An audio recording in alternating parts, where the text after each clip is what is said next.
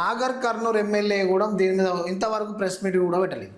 అక్కడ విశారదన్ మహారాజు కనుక ఆ ప్లేస్కి పోయి ఆ ఇష్యూను రేజ్ చేయకపోతే మాత్రం ఉక్కిన పేను లెక్క బెదిరించి వాళ్ళను అధికారాన్ని అడ్డం పెట్టుకొని పోలీసులను అడ్డం పెట్టుకొని కేసులు కాకుండా వాళ్ళు జైలుకు పోకుండా ఆ ఇష్యూను కప్పిపుచ్చే ప్రయత్నం చేసేవాళ్ళు.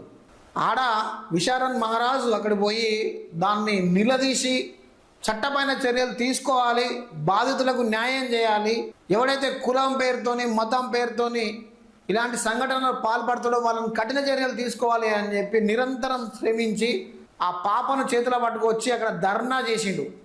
ధర్నా చేయడం వలన అక్కడ ఆ ఇష్యూ రేజ్ అయి తెలంగాణ రాష్ట్ర వ్యాప్తంగా హైలైట్ అయింది కాబట్టి అక్కడ శిక్ష పడ్డది దుండగులకు.